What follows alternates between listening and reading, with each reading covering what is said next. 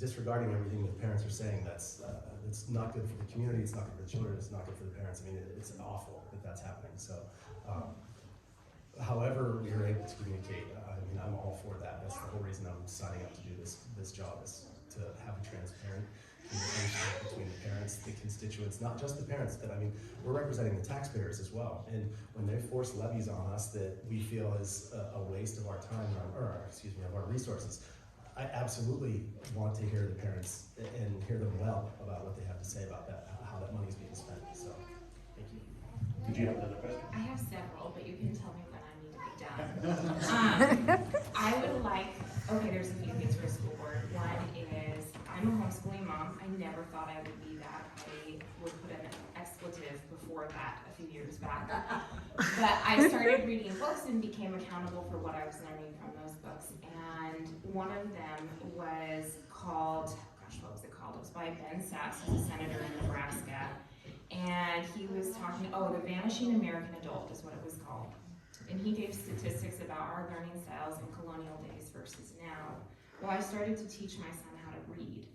We are on a sight word-based system, and I don't know if any, are you guys familiar with that, versus phonemic? So our reading scores are pathetic in the country, but they're one of the lowest in the state of Idaho. Yeah. Which is heartbreaking because people here are really good. And I, for one, would love to see children stop being forced to try and memorize hundreds of words, because we have 1 million words in the English language. We have a phonemic system that my 7-year-old has almost mastered. And it's not because he's exceptionally bright, it's because it was made to be easy. It's not difficult. What could you guys do in the school system to change the way our kids are learning how to read? Logan, let's start with you this time. I was hoping I gotta go first on this one. So, likewise, like you, Naomi, right now we are homeschooling our kids. They're getting up to school age. My eldest daughter essentially taught herself to read. We gave her some basic instruction, kind of started her on that path. She has such a desire to learn, and she's very much a bookworm that she taught herself to read. My other daughter, she doesn't really have that much interest in it, and she's a kinetic learner. She wants to do it. So the act of sitting down and studying how to read, that doesn't come natural to her. And then I've got my third and fourth. My fourth, he's just a baby, but it's like, okay, he's showing signs of very likely being a kinetic learner as well.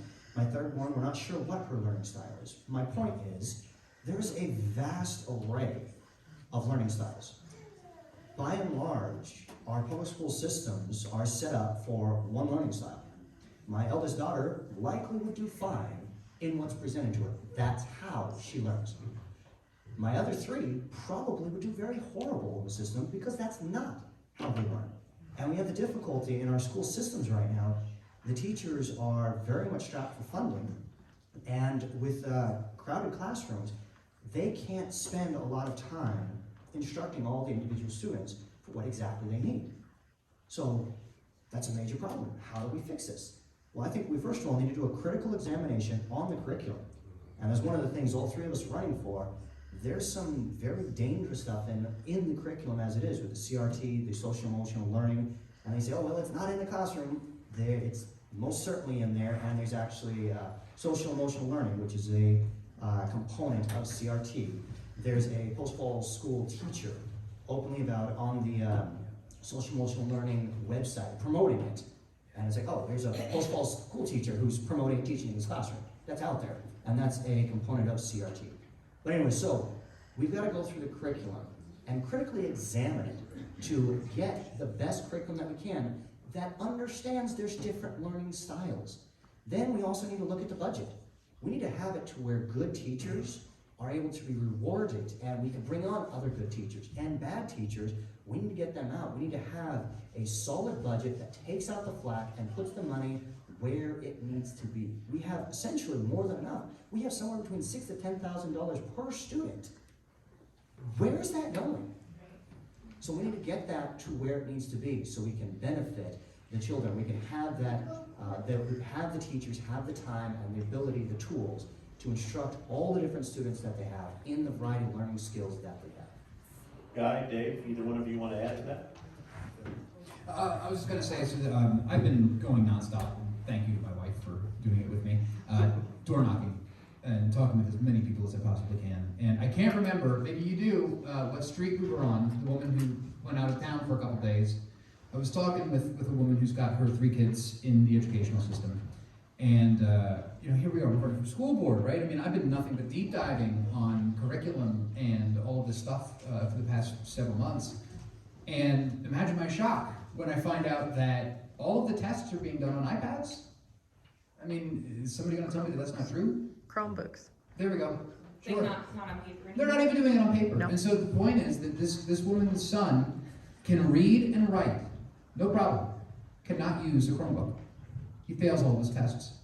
And there's no other option. And the teacher doesn't know what to do about it because they haven't been taught how to educate. They've been taught how to sit kids in front of these computer programs, computer learning programs, and if they don't fall into a bucket, they fall in the crack. And so we need to seriously examine what we are doing in these classrooms. Absolutely. There are different learning styles, and there are tried and true learning styles. We do not need to reinvent the wheel here.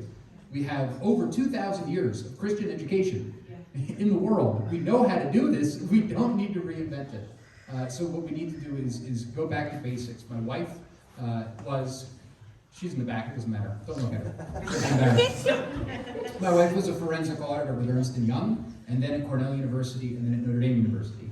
So thanks to her, we're going to be able to do a forensic audit on the budget, and not just us looking at the curriculum. That's not even the point, right? I mean, that's what we've got going on right now.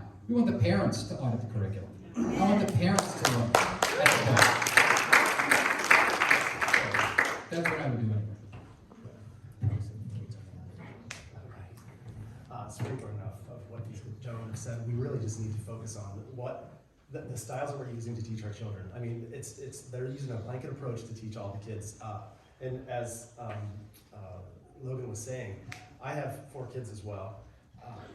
My oldest one also taught himself how to read. My second child is dyslexic, and he has a really hard time, and he struggles really hard, but he's an incredibly smart kid, just not that way. So if he was left in the public school system, he would be in with the delayed children trying to figure out how to read. And that's not good for his self-esteem for sure, and it just belittles his self-confidence. And so both of those are very, very important for any child to have in a learning environment. So we can't just do the cookie cutter approach to everyone is the same. And boys, I have 3 boys, and they need to move a lot.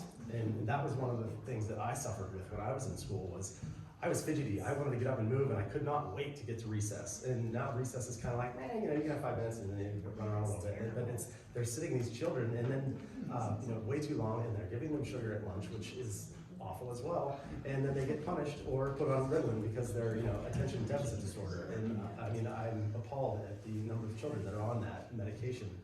So I think we just really need to analyze all the aspects of our school situation right now. So. But before you ask your next question, let me poll the audience. Who else has questions here tonight? Okay, is it for city council or school board? Both. Both, okay, and over here? Both. Both, okay.